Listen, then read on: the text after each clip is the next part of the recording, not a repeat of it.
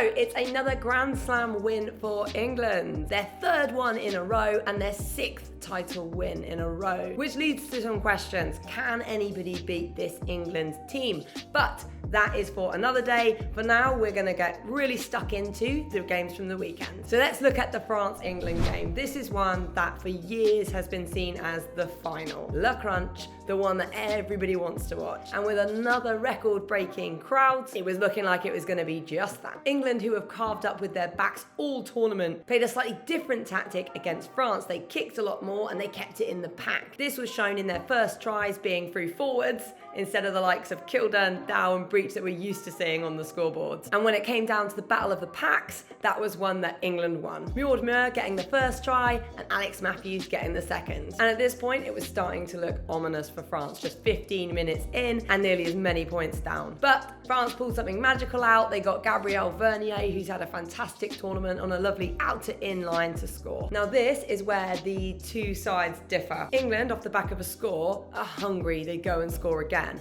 France, however, tended to just make a mistake or make a decision that meant they couldn't just build on that momentum. And this was no different. England put in a big long kick and Boulard, instead of just putting boot to ball and clearing it, decided she was going to run it, try and take on Dow.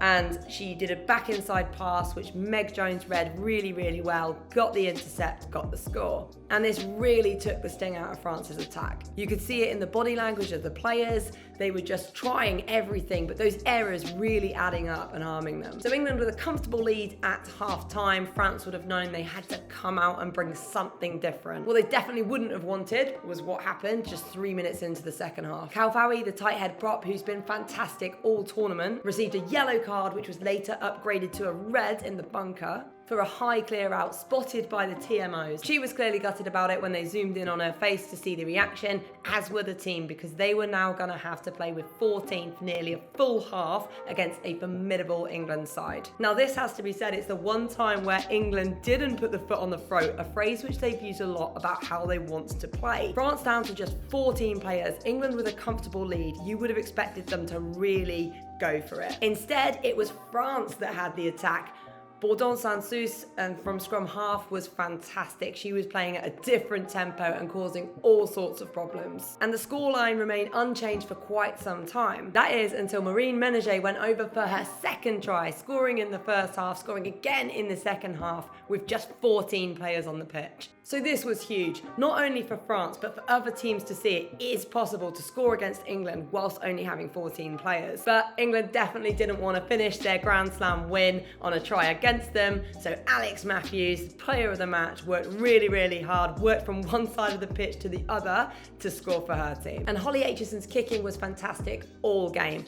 Off the tee, out of hand was next level. Now, before I praise how fantastic England are, there was one thing I spotted, that the subs, there was 2 subs that got less than a minute, and I just don't understand this at all. I'm sure they love to get on the pitch and I'm sure they love to cap, but me personally, give players 10 minutes, especially when you have a comfortable lead. Now for England, a fantastic campaign. They wanted to go out and deliver and they did just that. Moving on to Wales, Italy, and what a game this one was. Wales desperate to get their first win of the Six Nations, and no doubt boosted by the fact they were playing at the Principality Stadium. It took around 20 minutes for either side to strike, but it was Wales that struck first. A very clever line out from Wales, going short and then passed back inside the 5-metre channel to Caris Phillips for her to crash over the try line. Conversion was missed as it was right out wide in the 5, but Wales leading 5-0. Italy, however, responded back before half-time. Some individual brilliance from Elisa Dinka. She's played both wing and 13 this tournament. Off the kickoff, does a good chase, strips the ball in contact, pops it off to fullback Astuni Manuzzi, who finishes. And importantly, Rigoni nails the conversion, so it is 7-5. Now, just before half-time as well, Rigoni gets an opportunity to take her team even further ahead when Wales give a not rolling away penalty. Rigoni slots it, and Italy go in 10-5 at half-time. Wales start the second half strong, scoring within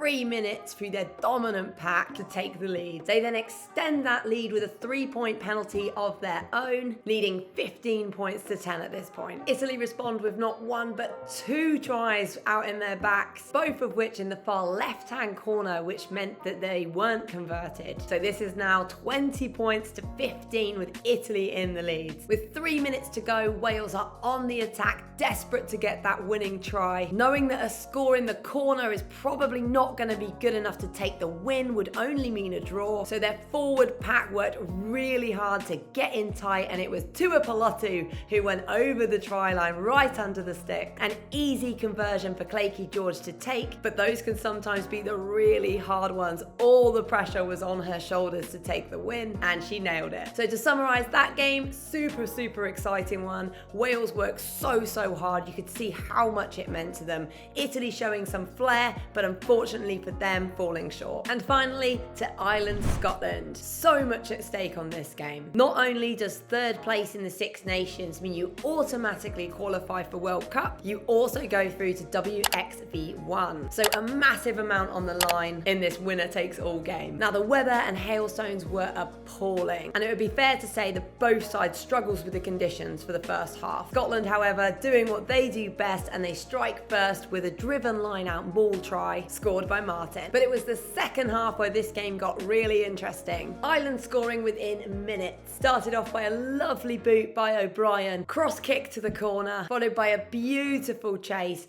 Ireland regather it, they play it really smart, they have big carries off it, and then they get it into the hands of Corrigan, the teenage flyer who does a solid finish. Scotland strike back with a relatively simple line from Lisa Thomas, and out to in that just carved through the Ireland defence. They nail the conversion as well, so it's 12 points to 5 to Scotland. Cleena Maloney, the substitute hooker, made her impact known straight away, getting a well-needed score for her team, which was converted as well, making it 12 all. With 7 minutes left to go, Scotland are penalised for not rolling away, and Ireland nail the penalty. So they are 15-12 up with 7 minutes to go. 7 minutes is a long time in international rugby, made longer when you get a yellow card. Parsons was given a yellow card for an intentional slapdown of the ball. So Ireland would be doing it with 14 for part of these last few crucial minutes. But they play it smart, they keep the ball, and they kick it out on the final play. And that win cementing their third place finish in the table. So a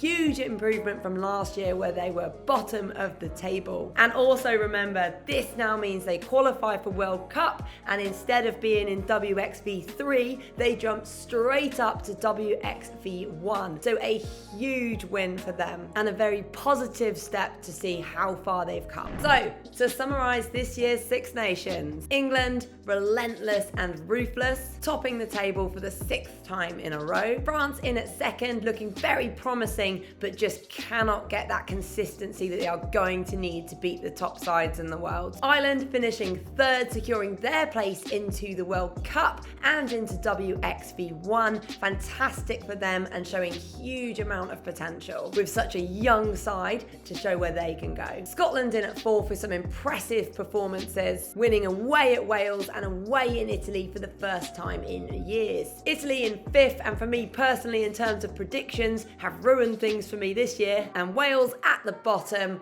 who are going to have to do a deep dive into those professional contracts and the whole setup in Wales, but finishing strong with a great win. My next video is going to be my standout 23 players of the tournament. Once that's ready, I'll post that in the comments. Whilst I'm filming that, I'd love to know your thoughts on players who's impressed you over the tournament, and your thoughts on the tournament as a whole. Thanks for listening. Remember to like and subscribe.